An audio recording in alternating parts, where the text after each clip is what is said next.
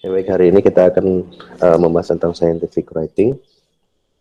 Yang sebelumnya barangkali saya mau tanya dulu, ada yang sudah membuka slide-nya atau minimal sudah di-download dan disimpan? Sudahkah? Sudah di-download dan dibaca nanti ya.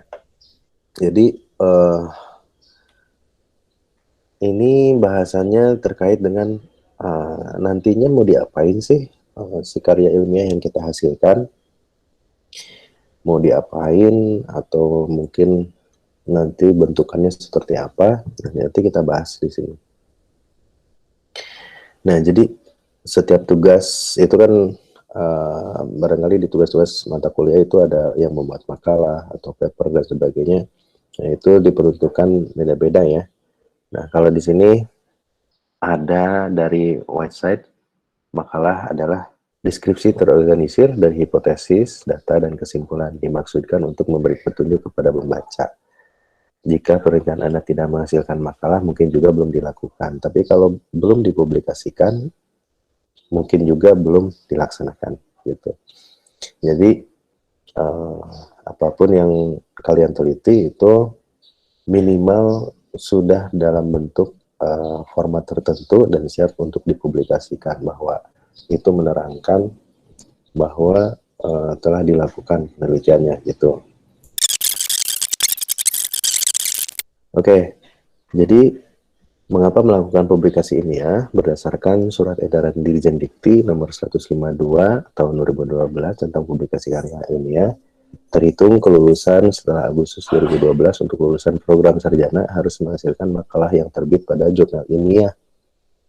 Nah, maka dari itu sebetulnya kita itu terlambat ya, dimulainya itu skripsi, terutama skripsi yang dibuat, dikemas ke dalam bentuk jurnal karya ilmiah, itu baru dimulai pada tahun 2016. Nah, jadi untuk saat ini sampai sekarang sudah continue bahwa skripsi dari mahasiswa yang melakukan skripsi itu hasilnya selain dari skripsinya itu ada karya ilmiah dalam bentuk jurnal gitu. Dan nanti akan dipublikasikan, untuk saat ini dipublikasikannya di repositori STIMIK Sumedang gitu. Itu sudah terindeks dan bisa ditelusuri di website gitu, di internet. Jadi angka baiknya juga nanti bila mana kalian melakukan penelitian itu agak disaring gitu ya, copy paste-nya atau hasil dari literasinya agak disaring, karena mungkin saja terbuka peluang kalian melakukan plagiarisme gitu. Jadi menduplikasikan penelitian orang lain yang dikerjain lagi oleh kalian gitu. Mungkin juga penelitiannya akan sama gitu. Makanya itu harus dihindari, karena apapun yang dihasilkan oleh kalian itu nantinya akan dipublish di internet. Jadi siapapun bisa mengakses hasil dari penelitian kalian gitu.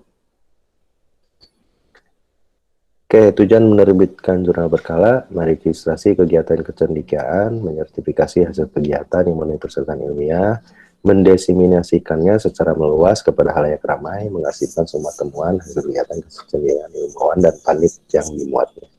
Ini menurut Permendiknas ya. Jadi, nah ini kenapa karya ilmiah harus dibuat?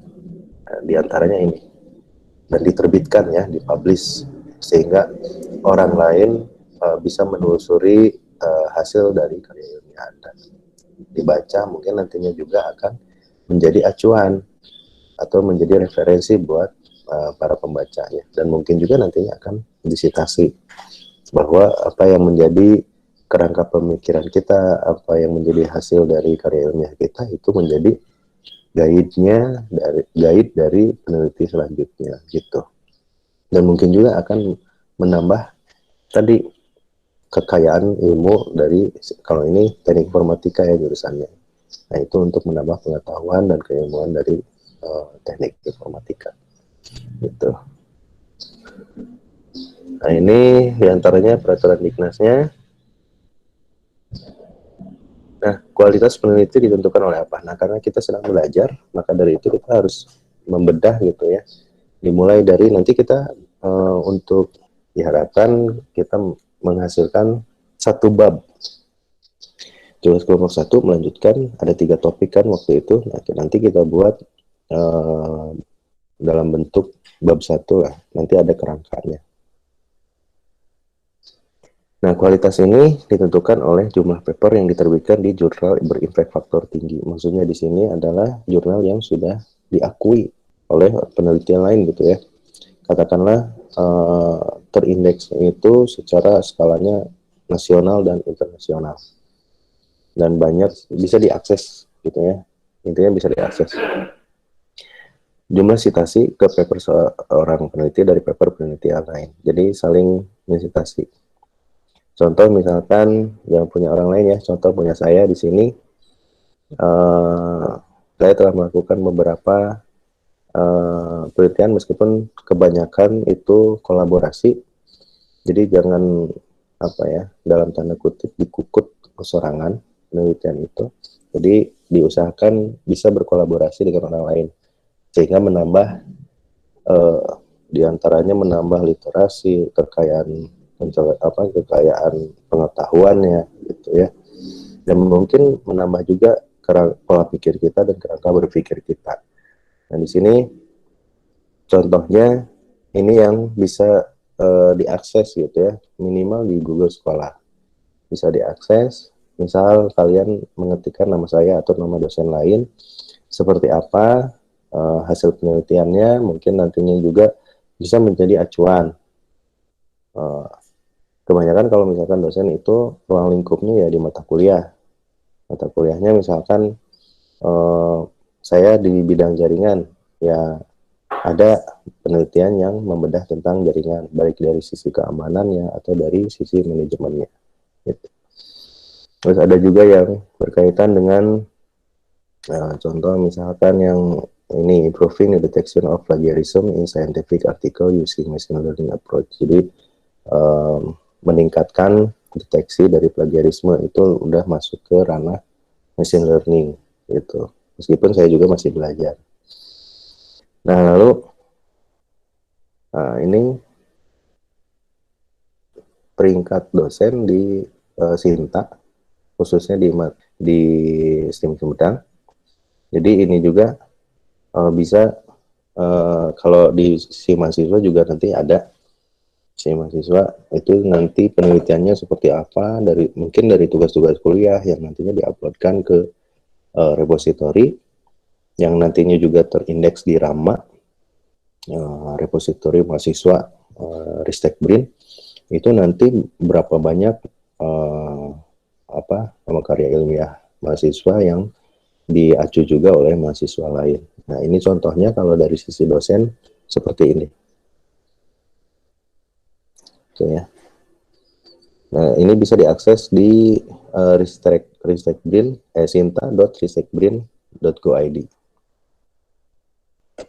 Nah, ini kalau misalkan contohnya punya saya, ada beberapa karya ilmiah yang sudah juga terindeks dan terregister di Sinta. Nah, ini masih sedikit gitu ya. Nah, ini supaya meningkatkan kekayaan keilmuan kita, ya harus sering melakukan penelitian gitu ya. Nah, dari setiap mata kuliah juga bisa kita teliti. Misalkan dari contohnya, ya misalkan apa ya waktu itu ada mata kuliah teknologi web misalkan.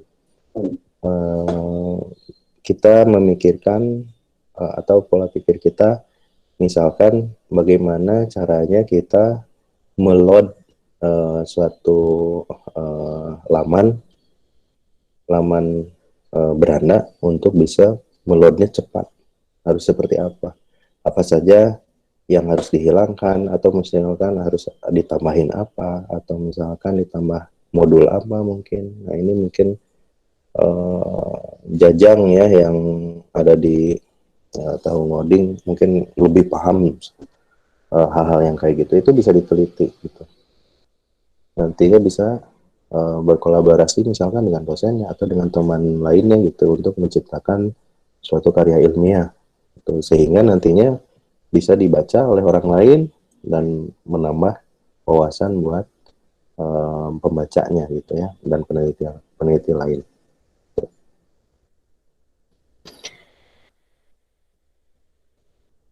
Kalau yang belum punya akun ResearchGate segera buat. Jadi nantinya minimal kalian kalau misalkan punya karya ilmiah itu bisa diupload ke ResearchGate gitu ya. Jadi sudah punya apa namanya institusi streaming Sumedang ini sudah terregister di ResearchGate. Ranking publikasi ilmiah kita berada di mana nih? Indonesia. United States itu dokumennya berapa juta tuh?